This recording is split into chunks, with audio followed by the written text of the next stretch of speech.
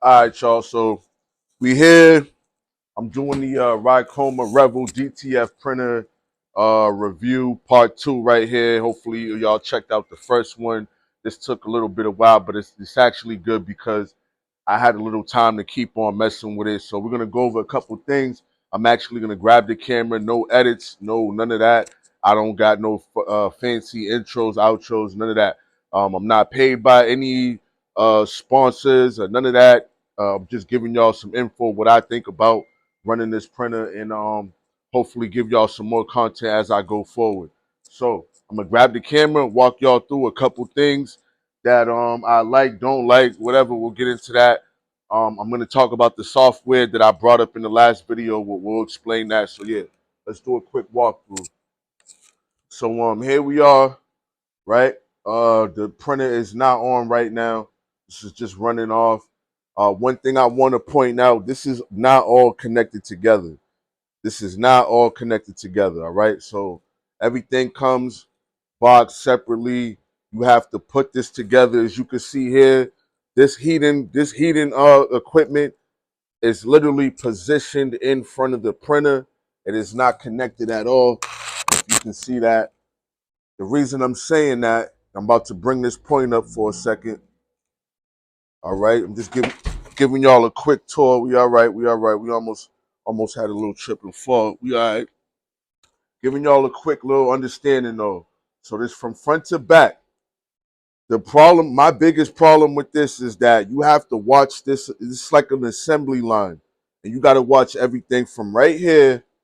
Okay, when you're loading this film up, you want to make sure you got enough space on both ends of your rollers.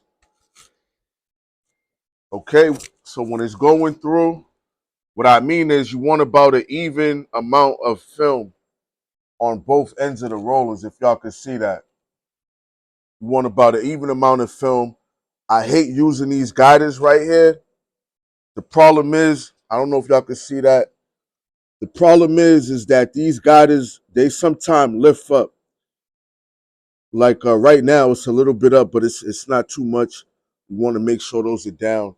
Um, they lift up after a while, you know, running it or whatever like that. These guiders, they'll lift up and then they'll strike the print head. When they hit the print head, you're looking at 1,000 to 1,000 or plus to repair the print head, and that's a big issue you don't want to deal with. Also, RICOMA does not have a warranty on the print head, so when the technician comes through, most likely they're gonna remove those when they're actually using it with you, because the last thing they want is to have the print head strike that while they're actually there, because then that would mean they fucked up the print head and it would be on them, etc. If you get what I'm saying. So there's no warranty on the print head.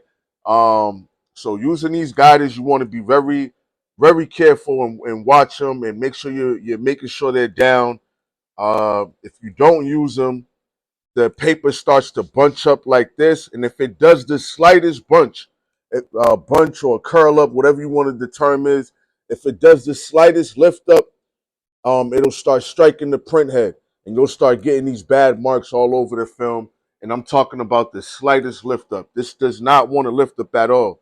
So what they did is they're hoping that this thing flows through evenly. You even want this paper to be even on this tray right here, because this thing heats up also. This heats up. You turn on these 3 buttons right here, and all of this is going to heat up to keep the ink warm. So as it's coming off this tray, it's supposed to feed off this and go on to here evenly, if that makes sense. So like I said, it's a big ass assembly line from start to finish, because from back there, you want to start the roll off even. Make sure everything's coming in evenly. Then you want to make sure it's evenly put onto this tray right here. You don't want too much space over here, too much space over there, if you get what I'm saying. The other issue is, as it's coming into here, it's going to go through down in here.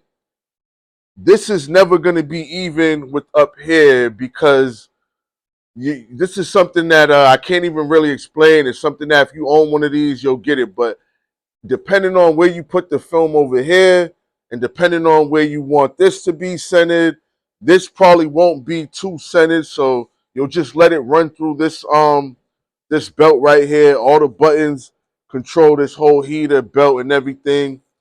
This is the powder tray automatic shaker. How I feel about the shaker. Man, this is just a big tray.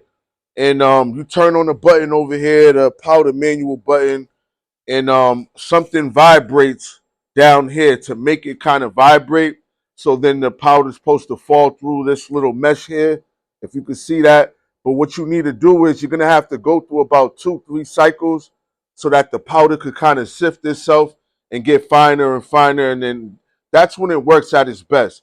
I wish it had the bristles and the brushes in here to kind of grind up the powder as it's going through. I also don't like this here. I'm gonna show y'all down here. A lot of powder gets accumulated on both sides. I don't know if y'all can see all of that. A lot of powder gets accumulated all through the sides.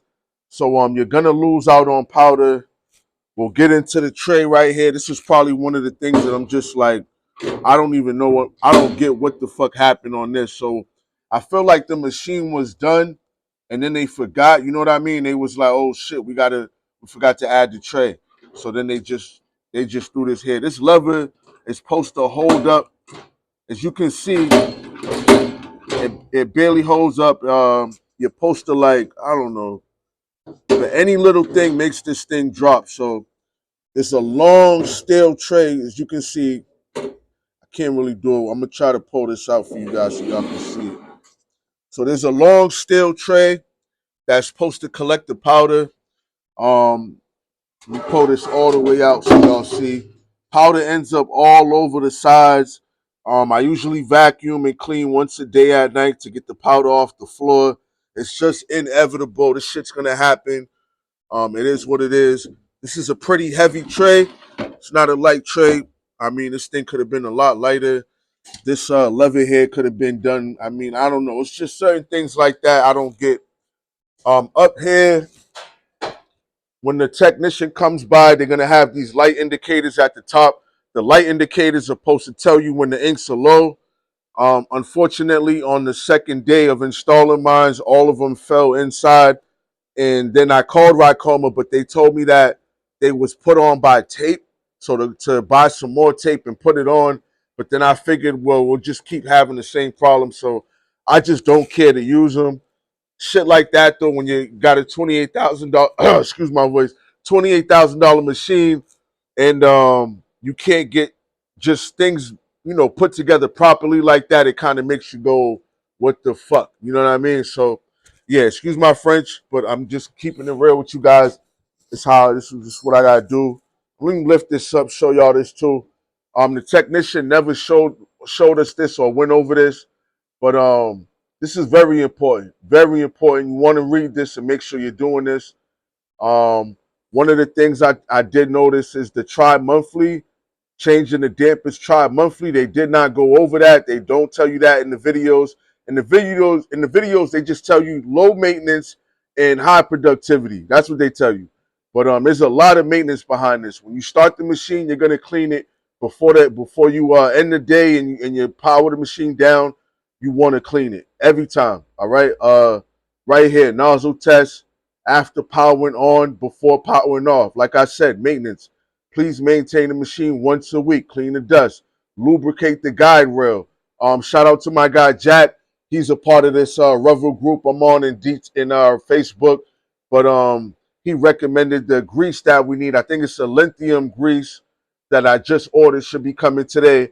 And they want you to lubricate these guide rails that the print head runs along. This is another thing that the technicians didn't go through. They did not explain. They don't recommend the grease. They don't say anything about it. But like I said, make sure you read this panel inside because they don't go over that with you. I'm gonna close that down. I'm not about to run the printer or do a clean right now. I'm just going through a couple things, showing y'all right here, the fan part. This is the fan, so as the film's coming out, it's supposed to drop behind the back, and this fan right here turns on. You can see that. So one day I was grabbing the film, and if you could see here, it looks like it's kind of guarded. I mean, you would have to literally put your finger through one of these holes. So I was grabbing it like this, but the back isn't guarded. So I had accidentally grabbed a little bit too far, and I broke the blade on one of the fans here, if you could see. But that was just something I was like, again, 28,000. When you're putting this thing together, certain things like that, I was like, a simple little grate here could have prevented that. I don't know why this is exposed. I also have a rolling printer over there, as I showed y'all in the other video. This right here, doesn't make any sense to me. Also, the technician said that while they're running everything, they keep this door and that door open as everything's running. Excuse me, my voice getting dry as shit talking. As everything's running, they keep all this shit open right here. I don't get that. I feel like there should have been a window right here to cover everything. That way, no dust, no debris gets on the actual film. Same thing over here. You don't want dust or none of that stuff going into your capping station. You don't want nothing to fall in there. As this thing's running, you don't want no one's hands or nothing, anything to accidentally touch that. So the rolling over there has a window, and it also has a sensor. So if that window's not down, nothing's gonna move. The printer will automatically stop just in case something's in the way. $28,000. I would have figured they had a sensor in here, just for simple things like that. But they don't. They don't, of course. Revel or RICOMA. I don't know what company, but they pretty much jumped the gun real early on this game. Real early on this game. So yeah, what I was saying in the beginning, assembly line front to back. You have to align this to the front. You have to put it in front. You have to make sure it's straight. So you're gonna go through test runs. You're gonna go through trial and error when you're setting this up, because you have to make sure that this heater is in line with your printer and in line with your film, and everything is coming through at an even pace. What throws things off calibration is when you get the powder. The powder in here sits on top of the film and it adds a weight. Sometime the film is like this, sometimes it's like that. If that happens, it ends up throwing the paper off, and then the paper lifts up, strike head. Then you got to shut the whole thing down and start over from the beginning. That's why I said it's like a real assembly line. This is one of the screws. Um, I will say this: when this is running, the machine is doing a lot of shaking from side to side. That's just the way it is. There's nothing. I guess that's just the way it is.